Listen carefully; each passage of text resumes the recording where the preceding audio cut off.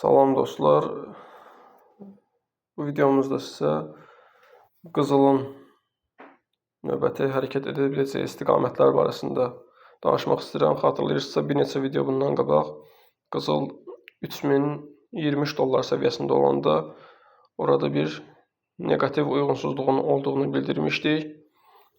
Günlük qrafikdə bu negativ uyğunsuzluğu sizlərə bildirmişdik və yenidən həmin o videodakı pik səviyyəni, yəni 3057 dollar səviyyəsini yenidən test etdi. Hətta 2 dollardan ondan yuxarı qalxdı, yəni 3059 səviyyəsini test etdi qızıl və hal-hazırda həmin səviyyədə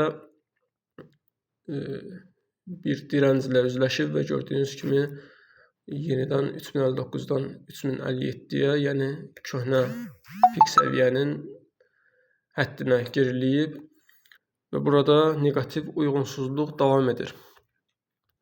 Mənim 3023 dollardan olan əməliyyatı sizinlə paylaşmışdım və həmin videonu paylaşandan dərhal sonra elə həmin gün içində qızıl 2999 dollara qədər gerilədi, ora iynə atdı və oradan yenidən toparlayaraq bugünkü səviyyəsinə qalxıb. Mənim əməliyyatım hələ də açıq olaraq qalır və bu səviyyələrdən yeni bir əməliyyat açmağı düşünürəm. Çünki bu bir fürsətdir, qızılda bir geri çəkilmə olmalıdır və gördüyünüz kimi burada negativ uyğunsuzluq davam edir. Həmçinin bu hissədə bir problemli zona var. Baxın, belə göstərim sizə. Baxın, bura problemli zonadır, yəni qızılda. Yəni imbalans zonasıdır. Yəni qiymət hər halda buranı test etməyə çalışacaq. Çünki bu boşluq doldurulmalıdır qızıl qrafikində. Buna texniki analizdə imbalans zonası deyilir. Yəni problemli zonadır. Burada qiymət düzgün bölüşdürülməyib və sərt bir mum var burada. Gördüyünüz kimi oradasa 55 dollarlıq bir mum və tam mumdur bu. Baxın, bu mum. Bu tam mumdur və onun arasında olan boşluğu qiymət doldurmağa çalışacaq. Ona görə də əməliyyatımı bağlamıram və bu səviyyələrdən növbəti bir əməliyyat açacağam. Və köhnə videoda da bildirmişəm ki, böyük lotlara qaçmağa üstünlük verməyin. Çünki böyük lotlar böyük risk deməkdir və böyük risklər balansınıza böyük zərərlər vura bilər.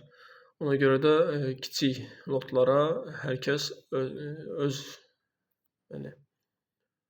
riskini minimuma endirmək şərti ilə əməliyyatlar aça bilər, onu idarə edə bilər. Və burada həmçinin 4 saatlıq qrafikə baxanda 4 saatlıq grafikdə də bir negativ uyğunsuzluqlar var göstərici tərəfdə. Baxın, burada baxa bilərsiniz. Bənövşəyi göstəricidə, bənövşəyi xətli göstəricidə negativ uyğunsuzluq, həmçinin digər göstəricilərdə negativ uyğunsuzluğa malikdir. Və dediyim kimi qızılda sərt bir geri çəkilmə gözləyirəm bu həddlərə doğru. Yəni göstərdiyim bu qutuya doğru, qutunun tamamını da doldura bilər, yarısını da doldura bilər. Ona görə də ehtiyatlı olmaqda fayda var. Qızılın yenidən ATH səviyyəsini, bütün zamanların ən yüksək səviyyəsini test etməsi onu göstərir ki, qızıl yenidən oradan dönə və bu səviyyələri test edə bilər. İzlədiyiniz üçün təşəkkür edirəm. Bu məlumatı sizinlə paylaşmağı özümə borc bildim. Çünki köhnə videoda paylaşdığımız səviyyədən biraz yuxarı qalxıb, ola bilər kimlərsə əməliyyat açıblar və zənnimcə narahatçılığa heç bir əsas yoxdur. Riski minimumda tutduğunuz müddətcə narahatçılığa heç bir əsas yoxdur. Mərhələli açılan əməliyyatlar həmişə tək əməliyyatdan daha çox qazandırır. Ona görə də mən səbirlə gözləyirəm və qızılın geri çəkilməsini və göstərdiyim səviyyəyə qədər bir geri çəkilmə eləyib, düşüş eləyib həmin o probleminiz olanı doldurmasını gözləyirəm. İzlədiyiniz üçün təşəkkür edirəm. Videomuzu bəyəndinizsə kanala abunə ola bilər və videolarımızdan zamanında xəbərdar ola bilərsiniz. Sağ olun, gələn videolarda görüşənədək.